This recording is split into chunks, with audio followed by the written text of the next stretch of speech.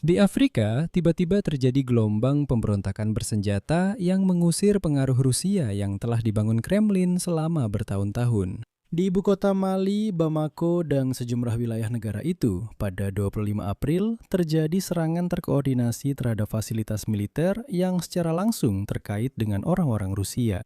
Intinya adalah milisi lokal di Mali yang disebut Tuareg, saya rasa Anda pernah mendengar istilah ini, dan yang sudah lama berjuang melawan kehadiran militer Rusia di Mali.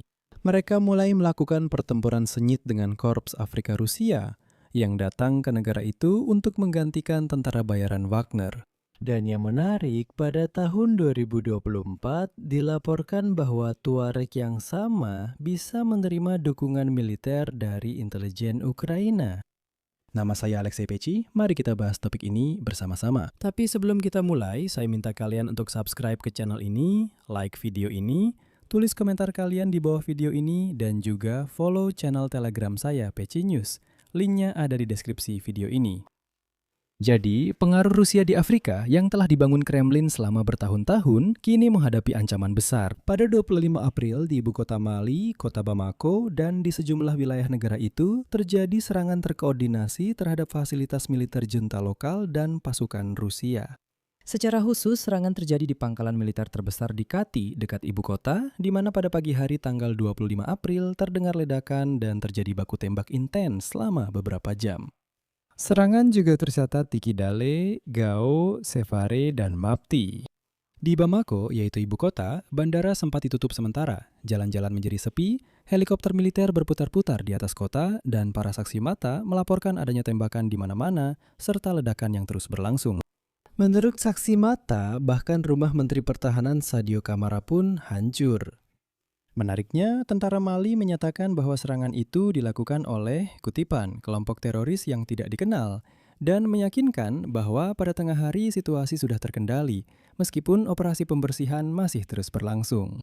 Dan menurut sumber Reuters, serangan tersebut dilakukan oleh kelompok yang berafiliasi dengan Al-Qaeda, Jamaat Nusrat al-Islam wal Muslimin, yang kemungkinan bertindak bersama aliansi Tuareg Front Pembebasan Azawad. Para pemberontak Tuareg itu, kalau Anda belum tahu siapa mereka, akan saya jelaskan sekarang. Yang terakhir menyatakan telah menguasai sebagian besar kota Kidal yang dulunya merupakan benteng utama pemberontak Tuareg. Dan inilah kota Kidal, saya sarankan Anda benar-benar mengingatnya. Kita akan kembali membahasnya nanti, ini adalah momen kunci dalam cerita ini. Di sini saya harus segera menjelaskan mengapa topik ini begitu penting bagi kita semua. Karena Anda mungkin berkata, dengar, Afrika, di mana Mali, di mana semua ini, dan apa hubungannya dengan kita, mengapa kita perlu cerita ini?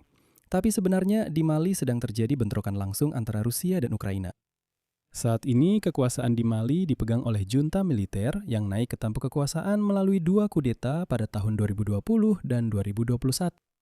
Pemimpin de facto negara saat ini adalah Jenderal Assimi Goïta. Dia memperkuat kekuasaannya dengan membubarkan partai-partai politik pada tahun 2025 dan memastikan dukungan untuk memperpanjang pemerintahannya hingga tahun 2035. Meskipun pada tahun 2021 dia menyebut dirinya sebagai pemimpin transisi. Dia mengatakan, kami adalah pemerintahan transisi hanya untuk sementara waktu. Namun jelas bahwa Goïta sendiri dan junta tidak akan mampu mengatasinya sendirian. Rusia memainkan peran kunci di sini dalam memastikan keamanan dan stabilitas politik rezim Mali saat ini, menggantikan Prancis dan mitra-mitra Barat. Setelah pasukan Prancis dan pasukan penjaga perdamaian PBB pergi, junta Mali mengundang orang-orang Rusia dengan dalih untuk memerangi kelompok-kelompok Islamis. Awalnya mereka adalah tentara bayaran dari grup Wagner dan mulai tahun 2025 mereka digantikan oleh apa yang disebut Korps Afrika yang langsung berada di bawah Kementerian Pertahanan Federasi Rusia. Artinya pada kenyataannya mereka adalah tentara Rusia. Namun itu ternyata hanya puncak gunung es. Mali bersama dengan Burkina Faso dan Niger bergabung dalam apa yang disebut aliansi negara-negara Sahel dengan berfokus pada aliansi erat dengan Moskow. Dan di ketiga negara tersebut, para militan Rusia membantu junta untuk merebut kekuasaan. Dan sekarang, semua negara ini bersama Rusia mengoordinasikan posisi mereka di Perserikatan Bangsa-Bangsa dan menentang pengaruh Barat. Sebagai imbalannya, Rusia mendapatkan akses ke sumber daya alam, serta ikut serta dalam proyek infrastruktur besar dan pertambangan. Kalau bicara tentang Mali, di sana ada banyak sekali emas. Dan orang-orang Rusia pada dasarnya mengeruk emas itu dari Mali. Sebagai imbalannya, mereka membantu junta mempertahankan kekuasaannya dengan cara militer. Jadi pada dasarnya, Assimi Goïta tetap berkuasa justru berkat pasukan keamanan Rusia yang melindungi gedung-gedung pemerintah dan membantu dalam operasi melawan pemberontak. Tapi di sisi lain, ada para pemberontak Tuareg itu sendiri. Dan di sini justru lebih menarik lagi. Pada Juli-Agustus 2024, para pemberontak Tuareg di Mali memberikan kekalahan berat kepada para militan Wagner dan pasukan pemerintah. Dan pada hari yang sama, atau lebih tepatnya pada periode yang sama, muncul laporan pertama bahwa Tuareg didukung oleh intelijen Ukraina, Direktorat Intelijen Utama Kementerian Pertahanan Ukraina, tepatnya untuk melawan pengaruh Rusia. Hal ini omong-omong menyebabkan putusnya hubungan diplomatik antara Mali dan Ukraina. Dan di sini penting untuk dicatat bahwa pada bulan Juli 2024, di daerah Tinzawaten, pemberontak Tuareg itulah yang menghancurkan konvoi PMC Wagner. Mereka mengonfirmasi bahwa mereka memiliki informasi dari Ukraina. Belakangan, pemberontak Tuareg mengonfirmasi adanya kontak dengan Ukraina. Mereka menyatakan bahwa intelijen Ukraina telah memberikan data yang diperlukan untuk melakukan serangan. Sekarang, mari kita kembali ke kota Kidal. Saat ini, para pemberontak Tuareg tersebut sedang mengambil alih kendali di kota itu. Kota ini memiliki arti penting. Karena dalam beberapa tahun terakhir, di sana ditempatkan pasukan yang mendukung junta Mali, termasuk tentara bayaran Rusia dari Korps Afrika Kementerian Pertahanan Federasi Rusia. Secara bersamaan, pada 25 April, pemberontak Tuareg menyerang posisi pasukan Rusia yang sama di kota Kati dan Bamako. Para ahli menyebut peristiwa ini sebagai serangan terkoordinasi terbesar dalam beberapa tahun terakhir, dan sebagai ujian serius bagi rezim yang dipimpin oleh Assimi Goïta. Dan penting untuk dicatat bahwa pemerintah Mali sangat bergantung pada kehadiran Rusia. Namun, seperti yang Anda pahami, Rusia sendiri sudah melemah karena perang di Ukraina. Oleh karena itu, peristiwa di Mali ini juga penting untuk kita bahas dan pertimbangkan. Jangan mengabaikan dengan mengatakan bahwa itu terjadi di suatu tempat yang jauh di Afrika. Dan saya akan menambahkan dalam episode ini satu lagi peristiwa yang tidak terkait dengan Afrika. Namun, ini berkaitan dengan menurunnya pengaruh Rusia di dunia. Pada hari yang sama, 25 April, Badan Antariksa Eropa membongkar kompleks peluncuran untuk roket Rusia Soyuz ST di Kosmodrome Kourou di Guyana, Prancis. Tentu saja, ini bukan lagi Afrika, ini Amerika Selatan. Namun demikian, menara layanan bergerak setinggi 52 meter dihancurkan dengan ledakan.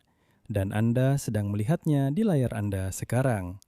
Sisa infrastruktur termasuk kompleks perakitan dan pengujian, rel kereta api, gudang oksigen cair, dan stasiun pengisian bahan bakar akan diserahkan kepada perusahaan rintisan Maya Space. Ini adalah anak perusahaan dari perusahaan Prancis Ariane Space untuk peluncuran roket baru yang pertama dijadwalkan pada tahun 2027. Dan di sini saya ingin mencatat bahwa kerjasama antara Badan Antariksa Eropa dan Roskosmos yang telah berlangsung selama 15 tahun. Dalam peluncuran satelit ke orbit, kerjasama itu terputus karena invasi Rusia ke Ukraina pada tahun 2020. Dan saat itulah di Prancis mereka menyadari, untuk apa kita bekerja sama dengan orang Rusia? Untuk apa kita membutuhkan mereka? Dan saat itu didirikanlah perusahaan Maya Space yang menggantikan peran orang Rusia. Pada bulan Maret 2025, perusahaan Maya Space menandatangani kontrak komersial pertamanya untuk peluncuran roket Maya demi kepentingan perusahaan Prancis Exotrail.